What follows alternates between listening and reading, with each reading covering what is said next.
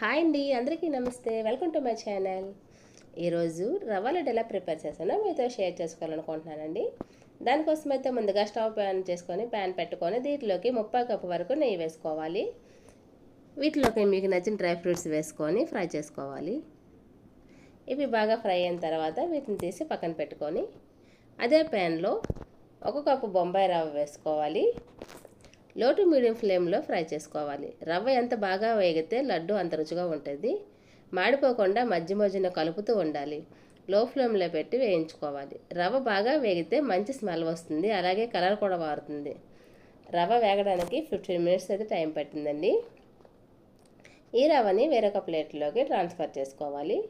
ఈ ప్యాన్ని బాగా క్లీన్ చేసుకొని పెట్టుకొని దీంట్లోకి ఏ కప్పుతో అయితే బొంబాయి రవ్వ తీసుకున్నామో అదే కప్పుతో పచ్చి కొబ్బరి తురుము వేసుకోవాలి. కొబ్బరిని కూడా లో టు మీడియం ఫ్లేమ్ పెట్టి అడ్జస్ట్ చేసుకొని కొంచెం పొడిగా అయ్యే వరకు వేయించుకోవాలి.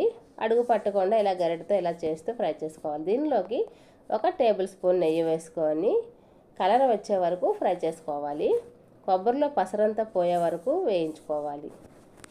ఈ వేయించి పెట్టుకున్న రవ్వ ఉంది కదా, దీనిలోకి యాడ్ చేసుకోవాలి. లో ఫ్లేమ్లో పెట్టుకొని ఈ రవ్వ కొబ్బరి అంతా కలిసేలా కలుపుతూ ఫ్రై చేసుకోవాలి. మనం ఏ కప్పుతో అయితే బొంబాయి రవ్వ తీసుకున్నామో అదే కప్పుతో 1/2 కప్పు వరకు పంచదార తీసుకోవాలి. ఈ మూడింటిని బాగా కలుపుకోవాలి. దీంట్లోకి 1/2 స్పూన్ వరకు యాలకుల పొడి వేసుకొని బాగా కలుపుకోవాలి.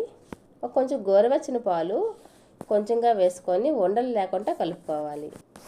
మీడియం ఫ్లేమ్లో పెట్టుకొని ఇలా ఉండలు లేకుండా అలా కలుపుతూ ఉండాలి.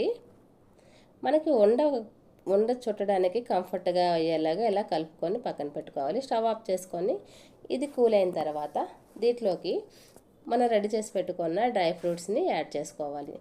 ఈ డ్రై ఫ్రూట్స్ కూడా అంతా కలిసేలాగా ఇంకోసారి బాగా కలుపుకొని ఇది బాగా కూల్ అయిన తర్వాత ఇలా మనం ఉండలు చుట్టుకోవడమే.